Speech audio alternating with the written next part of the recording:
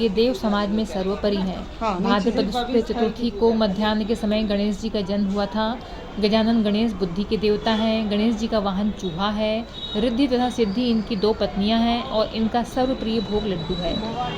गणेश चतुर्थी के दिन सुबह स्नान कर लें, फिर सोने, तांबे, मिट्टी या गोबर की प्रतिमा बनाई जाती है। गणेश जी की इस प्रतिमा को कोरे कलश में जल भरकर मुंह पर बांधकर उस पर स्थापित किया जाता है। गणेश जी की मूर्ति पर सिंदूर चढ़ाकर षोडशोपचार सहित उनका पूजन किया जाता है। गणेश जी को दक्षिणा अर्पित करके 21 लड्डुओं के भोग का महत्व है।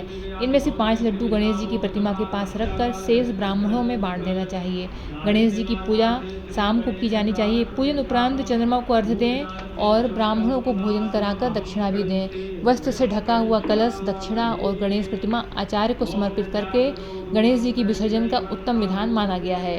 गणेश जी का यह पूजन बुद्धि, विद्या तथा रिद्धि सिद्धि की प्राप्ति और विघ्नों के नाश के लिए किया जाता है। इसकी पीछे कथा है कि एक बार महादेव जी स्नान करने के लिए भोगावती गए। उनके चले जाने के पश्चात पार्वती ने अपने तन की मैल से एक पुतला बनाया। उसका नाम गणेश रखा गया।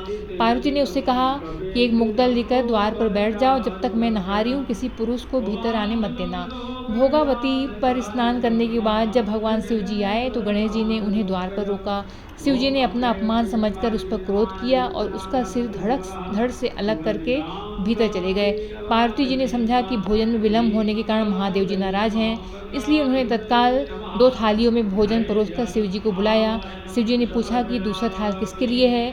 तब पार्वती जी ने उत्तर दिया कि पुत्र गणेश के लिए है, जो बाहर द्वार पर पहरा दे रहा है। यह सुनकर शिव जी ने कहा, मैंने तो उसका सिर काट दिया है।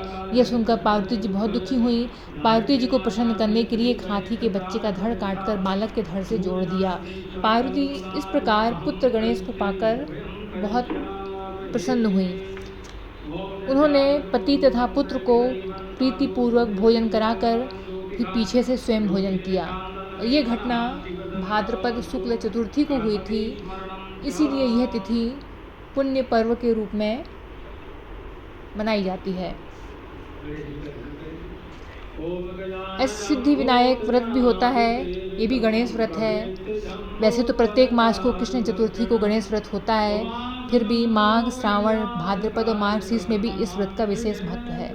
इस दिन सुबह सफ़ेद तिलों से बने उपटन से स्नान करके फिर दोपहर को गणेश पूजन के समय इस मंत्र का जाप करें। एक दंतम सूपकर्णम गजवक्त्रम चतुर्भुजम पाशांकुशधर देव ध्यायेत् सिद्धि विनायकम।